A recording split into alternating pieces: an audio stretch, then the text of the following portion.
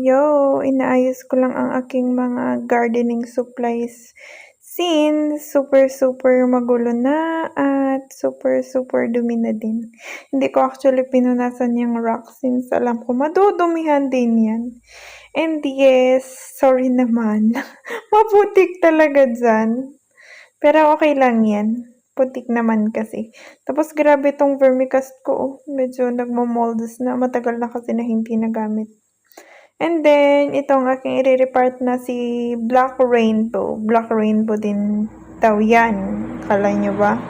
Kahit ganyan itsura niyan. And then, ito is, linalagyan ko siya ng lava rocks. Para if merong tumubo na weeds, mas madaling alisin. Tapos, ito naman si aking Ben Bodies na overgrown na. Or, hindi naman overgrown. Matagal na dapat kong inayos or inalis kasi matagal ng deads. Tapos ito naman ang aking struggling na, what you call it? Basta, yung cactus na yan. Iriripat ko lang siya dito sa mas malingking pot since super dehydrated na siya and humihingi na siya ng repotting. And then, ginagamit ko lang pala itong soil mix ng isa kong succulent na namatay, pero hindi naman dahil sa fungal or parasitic, kaya okay lang na i-recycle. Ang cute ng aking mga haworthia.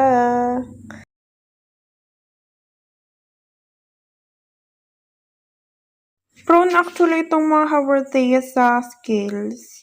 Lagi na lang sila yung nagsa-start na may nakita kong scale. Tapos, after nila, meron na din yung mga ibang cacti. And ito naman yung set na nabibili. Binili ko to kay Hyunbin, diba? Dapat magkakaibang variety. Pero as usual, yung sinend is mga magkakapareho lang na variety. Siguro mga 3 lang or 4 na varieties. Ay, budol is real talaga. Dito sila nakalagay sa aking mini greenhouse na super duper, I don't know, mainit minsan. Pero moist. Ang pangit. I don't know. Hindi ako comfortable pag andito ako. And then, dito pala sa greenhouse is ang daming fungus nuts. And then, kinakain nila yung mga cactus ko. Kaya pala, namamatay sila dahan-dahan or may kagat-kagat. Tignan nyo, itong mga iba na ipapakita ko. And then, ito pala, linagyan ko sila ng yellow tape since kakapit dyan yung mga fungus nuts para mabawasan. Ito yung dragon form na cactus na gymno pala. Nakagat na yan. Tapos ito, nagsa-start na ng mga rot. Kawawa yung multicolor. Ay, grabe. Kahit na meron silang spine, hindi sila tinantanan. Tapos ito yung ibang sakis ko na nauulanan. Alisin lang natin yung weeds. Siyempre, wow, December ko pa pala itong mga to nabili. Hanggang ngayon is buhay pa rin. And then, itong stagnant water na ito, kailangan natin alisin since pwede itong pagbahayan ng kete-kete. Alam nyo naman, ngayon is ang daming cases ng dengue. Dito sa amin, hindi ko alam sa inyo. Pero pag tag-ulan, yun kasi yung isang problema Maraming kete-kete. Kaya madaming nagkakasikit ng dengue. Kaya alisin natin tong stagnant water. Sigurado naman, busog na sa tubig tong mga sakis na nakababad dito. Diba? Kailangan ko talaga mag-deep clean dyan sa mga plants ko. Super dirty na ng pots. Kitang-kita pa sa video. My goodness. Ano bang ginagawa ko dyan? Ang cute-cute ng manggabe ko na iyon, Nakalimutan ko yung natawag dun specific na pangalan pero ang cute niya. Tapos meron na din siyang pop. Tapos ito, alisin ko lang yung mga deads na plants ko. Ito is, hindi ko alam kung ano yung exact pangalan nito, pero Gasteria siya. Which she tends to think are pretty universal, right? We talked about that in that last video that we did. But the reason... Ito pala is flower ni Lutea na inalis ko 1 week ago and then hanggang ngayon maganda pa rin siya, fairness. To support fat people, she wants to support neutrality movements.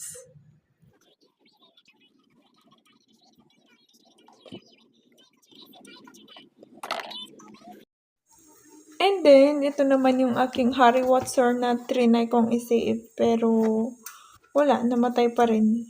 Since nakita ko na naglalagas yung leaves, sinilong ko na siya pero wala, nagtuloy-tuloy pa rin na namatay. And then, ito pala yung aking mga agave. Super madamo. Another exhibition of dead plants. And then, itong agave na ito, hindi nakita na meron palang plants dyan. Since, ang daming damo. I don't know. My God, tumubo sila kahit ganyan. Hindi naman sila nauulanan doon sa loob-looban sila. Sa bagay, yung tinappings ko siguro ang dahilan. And then, ito naman, nakita ko medyo matagal na lumiliit siya pero hindi ko pinapansin. Ngayon, na pinansin ko na, nakita ko ang dami-dami palang parasite. Hindi to millibugs eh. Parang, hindi ko alam. Siguro millibugs na sa lupa. Kasi hindi siya puti eh. Pero, grabe yung ginawa nila sa aking plant. Pinaliit nila ng husto. Kaya ang gagawin ko dyan is, lilinisan ko, itatapon ko yung roots and stems. Feeling ko kwanto eh. Ano ba? Pero dapat itapon ko na din yung soil mix neto. Hindi ko sure kasi kung tinapon ko eh, yung soil mix niya. Pero yan, linisan muna natin.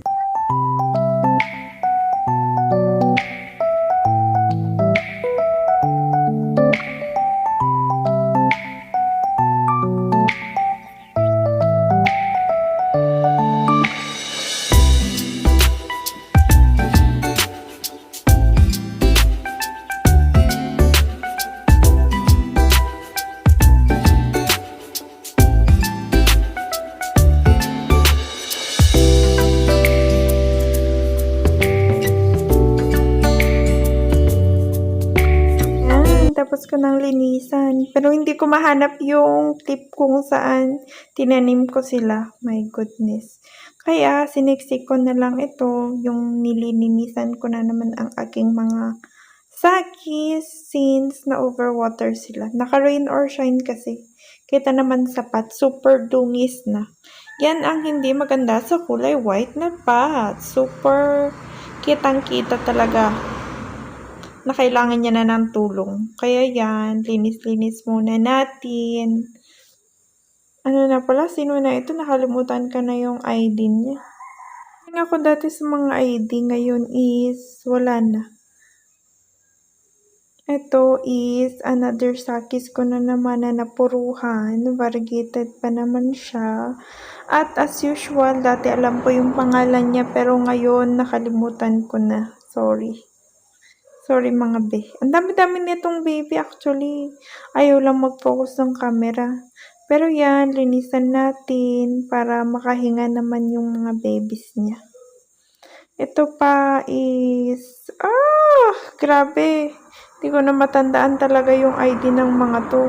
Pero ang cute neto, super chubby. And then, bluish siya na violet-ish na parang lavender. Hindi ko ma-explain yung color. Tapos ang tataba ng kanyang mga dahon na bago. Si Agave Potatorum naman na ito na na-overgrown na din ng weeds. Dapat kasi nilagyan ko 'to ng mga, toppings, ano na, yung sa taas. Para mas madali actually alisin 'tong mga weeds, kung meron siyang toppings. Tapos okey na yung lava rock, maganda nga, Actually, bet ko siya. Yung malalaki, hindi yung maliliit. Kasi 'pag yung maliliit, parang sand lang din. Ito pa yung iba kong agave na namuhayan din ni Turtle Vine. Pero sorry, Turtle Vine, ikaw ay aking aalisin dahil para kay Tatanata Banana Peel lang ito. Parang nagkakafungus na nga, na-overwater na yata. Kaya yan pala, binudbulot ko sila ng Furadon. Meron siyang top dressing, kaya yan lang yung damo na tumubo, 'di ba? Na-suppress na yung ibang klase ng damo. Tsaka actually mas madaling tanggalin pag ganyan. Hindi masyadong sasama masyadong soil. Kaya very good tayo dyan. Nakalimutan ko na yung kanyang ID. Pero lalagyan ko din ng Furadon. Ang aking mga agave, pinamuhayan na ni Turtle Vine at mga damo. Itong parang clover na ito. Ang hirap actually yan alisin. Dali silang tumubo uli. Nag-iwan yata sila ng something sa soil, kaya mabilis silang tumubo uli. I don't know. Pero yan, aalisin ko sila, tapos after a week na naman, pagbalik ko, andyan na naman sila. Kaya, nakakabuisit. But kasi hindi ko linagyan ng top dressing. Roy, nahihirapan ako ngayon na mag-alis ng mga weeds. And then, nung inalis ko yung weeds, actually, yung mga yan, hindi ko pa linagyan ng top dressing. Pero linagay ko pala itong bato para mag-stabilize yung plant since wobbly siya. And then, ito pa, ang aking agave na naman na isa pa. Marami akong agave. Actually, hindi. Konti lang. Tagi-isang variety. Ang marami sa akin is yung mga, ano tawag doon? Giant na agave.